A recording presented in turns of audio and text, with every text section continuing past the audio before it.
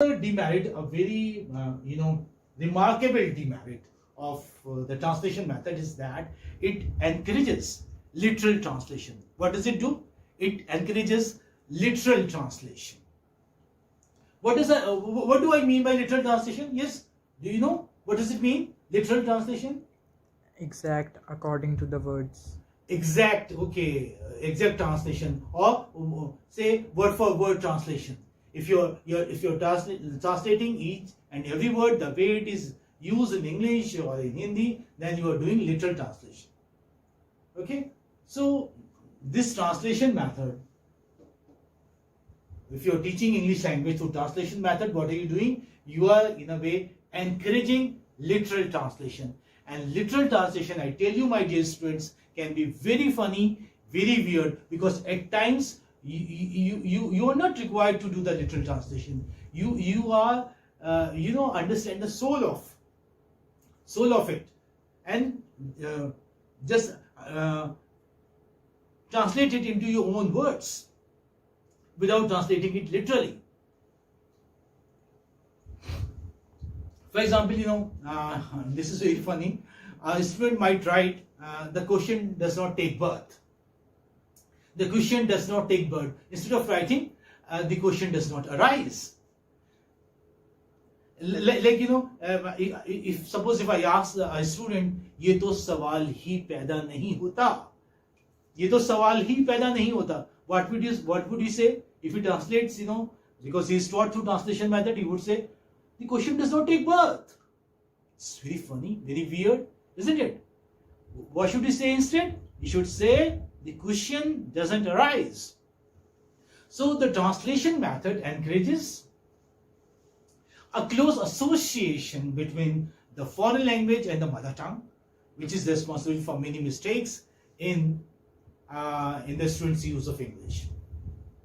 Because this is how teachers tell, it's not their fault as well. They say that there is a close connection between the two languages, and this close connection has to be exploited. This is what.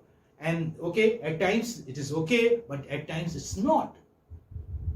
Sometimes you can have a literal translation. Sometimes it is easy, but sometimes it's very complex. The way we saw, we had some examples. So it's very difficult to have the right translation. So what is the fault with the translation method? What is the disadvantage? What is the demerit with the translation method? That it encourages literal translation method. I would like to write some examples. They're very funny. I'm reminded of them. Yes. Yes. Oh, okay. Now you tell me, what does it mean?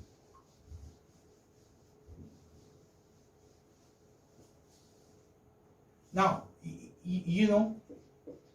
a student who is taught through the translation method, if I say WhatsApp, so he, like, if I ask, okay, suppose he's not giving me the right answer, I ask him, well, what does it mean, WhatsApp? He would say, what would he say? ऊपर क्या है? ऊपर क्या है? WhatsApp. It doesn't mean ऊपर क्या है. Okay? What is on the terrace? WhatsApp means what's new? What's going on?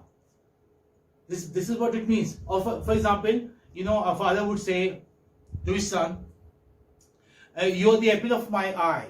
You are the apple of my eye. So if you translate it literally, then what would you say?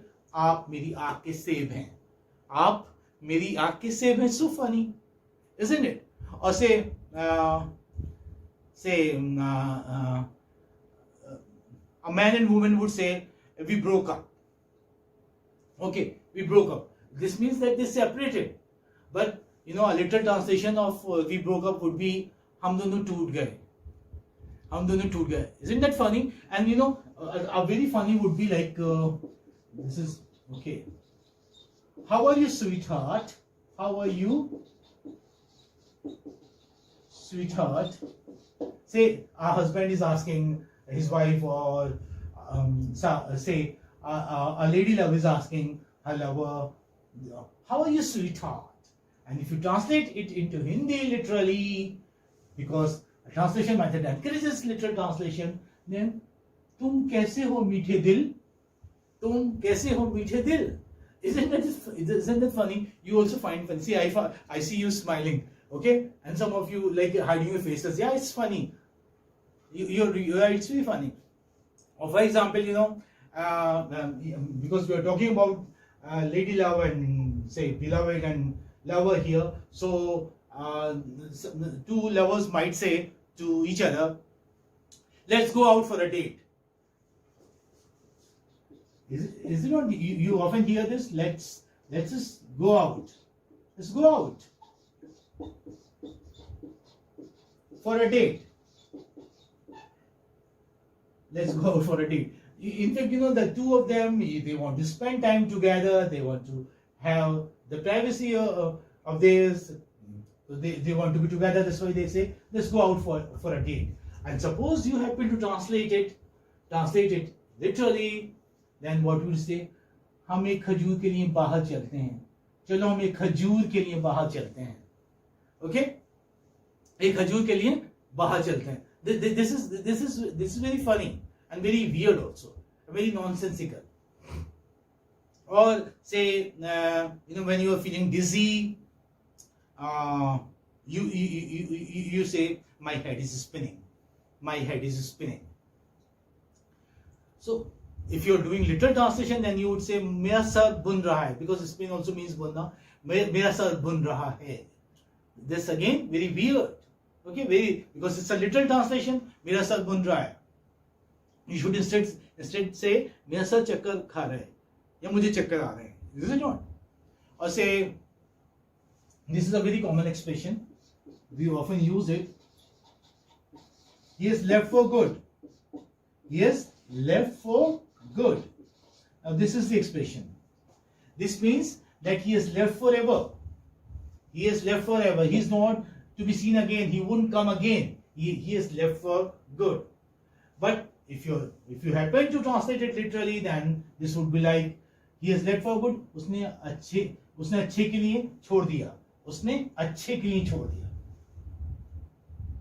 That's a very faulty expression. And some of you are watching watches. Okay, maybe it's already time. Anyway, I won't take much time.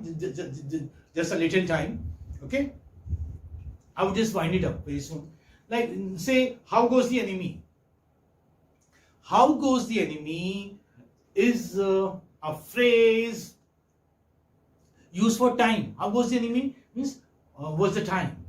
Somebody is asking you time, so he would say politically or metaphorically, how goes the enemy? But if you happen to translate it into Hindi, then दुश्मन कैसा जा रहा है? दुश्मन कैसा जा रहा है? It's very weird, very funny.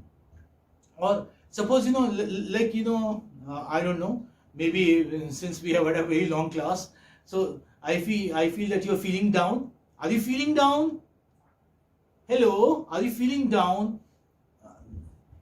Like somebody might think that I'm saying, क्या तुम नीचा महसूस कर रहे हो? क्या तुम नीचे महसूस कर रहे हो? It doesn't mean that क्या तुम नीचे महसूस कर रहे हो? Are you feeling down means, are you not feeling well? Are you not well? Are you not fit? This is what it means. Are you feeling down? Or say, for example, I miss you very much. Suppose, if I see somebody after a long time, then I might say that I miss you very much. I miss you very much. And if you happen to translate it literally, which students from the Hindi medium schools, the vernacular schools, the people who are taught through translation method might say, मैंने तुम्हें बहुत खोया. मैंने तुम्हें बहुत खोया is very funny. It's a wrong translation. Okay? Yeah. So do you understand this? So these are very serious faults which this method, the translation method, has. And another fault, which is a very, very, very serious fault, which is a very serious demerit with this method, is that it teaches English by rules. Okay, the translation method teaches English means you're taught all the rules. You're taught tenses. you're taught all the four, your three tenses: present perfect, present, past and future, then present indefinite, present continuous, present perfect continuous, all these. Okay, you call it present simple present or present definite. This is one and the same thing. Okay, so this if you're teaching through translation method, if you're following this, if you're adhering to the translation method, then what does a teacher who adheres to translation method do? He teaches English by rules, okay, by syntactical rules, by syntax. Well, syntax is given importance, grammar is given importance. Translation method attempts to teach English by rules and not by use. That method is taught by use. By use means you are taught sentences. You are not taught rules, but you are taught sentences. You are taught utterances. You are made to speak in English. Whereas the translation method and it teaches English by rules and not by use. Yes, to speak any language, whether native or foreign language, entirely by rules is quite impossible.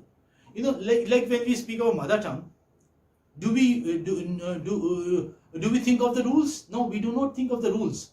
I do not think of singular or plural or active or passive, like which form I am using. No, we just speak, right? So the person who learns language through the translation method finds it hard to leave the habit of first thinking in his mother tongue and then translating his idea into foreign language. So what does a person who is taught through translation method, what does he do? He first thinks the structures there in his mind in his own mother tongue. Okay, first he thinks in his mother tongue and then he translates them into English. That is why students who have learnt English quite recently or who are just new to this language, what do? They take time, like in responding to your queries or say in framing sentences. Okay, you watch the movie, the last movie of Sridevi, English English. So you will understand that. Many of you must have watched the movie. Okay, watch it again, and then you would find that how difficult it is for the non-native speakers to learn this language, the English language. You're going to enjoy it. So the person I was telling you who learns English language through the translation method finds it hard to leave the habit of first thinking in his mother tongue. He first thinks in his mother tongue and then translate it into English. Okay.